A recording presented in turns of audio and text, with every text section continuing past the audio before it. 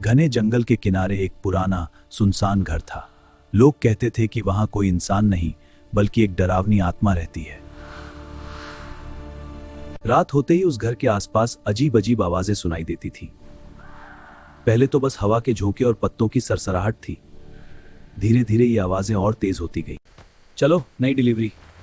अरे, ये तो उसी पुराने घर का पता है। मुझे थोड़ा डर लग रहा है। वो घर बहुत क्रीपी है। जाना तो होगा। रवि ने सोचा, शायद कोई नया आदमी आया होगा। हाँ, कोई नया आदमी होगा।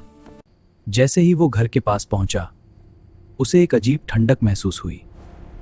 चारों तरफ सन्नाटा था और अचानक दरवाजा अपने आप खुल गया। मैं अंदर से बाहर आया हूं। मेरा चेहरा देखो कितना भयानक है, लेकिन मेरे हाथ में क्या है? मैंने ये पिज्जा मंगवाया है, लेकिन इसे कोई खा नहीं सकता।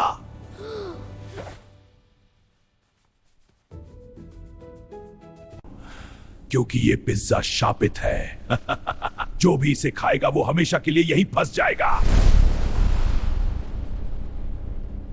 घर के अंदर एक आदमी खिड़की के पीछे बंद था।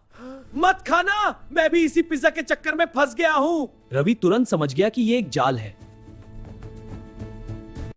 हिम्मत जुटाई और जोर से पिज्जा बॉक्स जमीन पर फेंक दिया। मुझे सारे प्रॉन की वॉइस और 3D एनिमेशन चाहिए। मदद करो, कोई है बाहर? दरवाजा खुल गया, मैं आजाद हूं। वो डरावना प्राणी गायब हो गया। रवि ने बिना देर किए अपना स्कूटर उठाया और वहां से भाग गया। उस दिन के बाद गांव में एक नई चेतावनी फैल गई।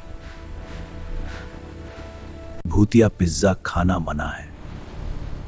और आज भी रात के समय उस घर के पास कभी कभी पिज्जा की खुशबू आती है। ये रवि उस रात के बाद कभी उस जंगल की तरफ नहीं गया, लेकिन कहानी वहीं खत्म नहीं हुई। कुछ दिनों बाद गांव में अजीब घटनाएं शुरू हो गईं। हाँ, मुझे भी डर लगता है। रात के समय लोगों के घर के बाहर पिज्जा बॉक्स मिलने लगे। अरे, ये पिज्जा बॉक्स कहां से आया? चलो इसे खाते हैं। और जो लोग गलती से उस पिज्जा को खा लेते, वो अगली सुबह गायब हो जाते।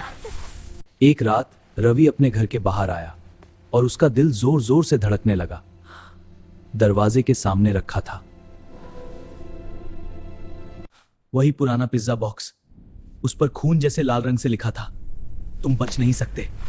रवि ने तुरंत बॉक्स उठाकर फेंकना चाहा, लेकिन जैसे ही उसने उसे छुआ, तुमने मुझे रोका था, अब तुम्हारी बारी है। उस रात ठीक 12 बजे रवि के घर की लाइट अपने आप बंद हो गई। वही हरा डरावना प्राणी खड़ा था, लेकिन इस बार वो अकेला नहीं था। उसके पीछे खड़े थे गांव के वो सारे लोग जो गायब हो गए थे। उनकी आंखें खाली थीं और हाथ में पिज्जा के टुकड़े।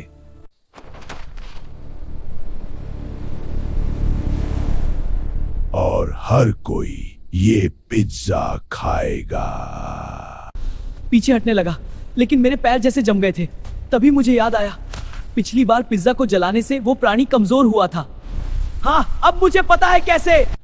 कुछ ही पलों में सब गायब हो गया, लेकिन असली डर अभी बाकी था। सुबह जब रवि उठा, उसने दरवाजा खोला। बाहर कोई नहीं था, लेकिन जमीन पर एक नई पर्ची पड़ी थी। और सबसे डरावनी बात, इस बार पिज्जा बॉक्स के अंदर एक इंसान की फोटो थी, जिस पर लिखा था, next delivery boy Ravi. Ravi पूरी रात सो नहीं पाया। उसके दिमाग में बस एक ही बात घूम रही थी, अब वो सिर्फ शिकार नहीं बल्कि इस शाप का हिस्सा बनने वाला है। बाबा केदार, मुझे आपकी सलाह चाहिए। मेरी पूरी कहानी सुन लीजिए। हाँ बेटा, बताओ। मुझे सारी कहानी सुनाओ। इसे खत्म कैसे करें?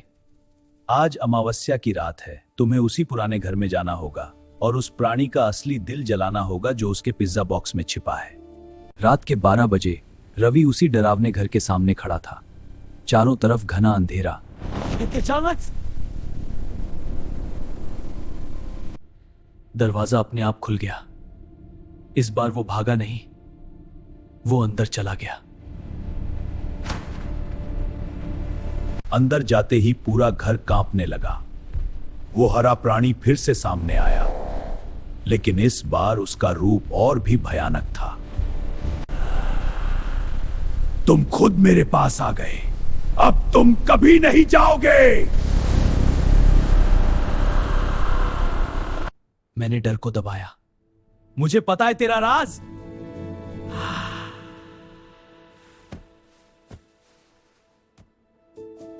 नहीं, उसे मत।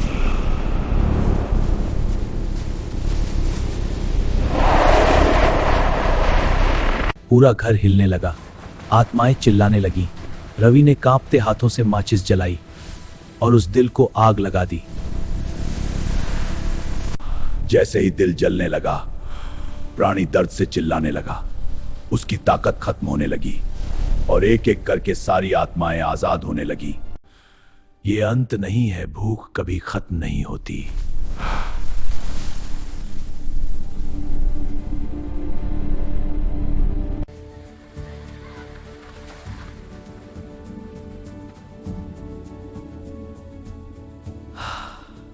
सब खत्म हो गया। तभी कुछ दिनों बाद रवि ने एक छोटी सी पिज्जा शॉप खोल ली।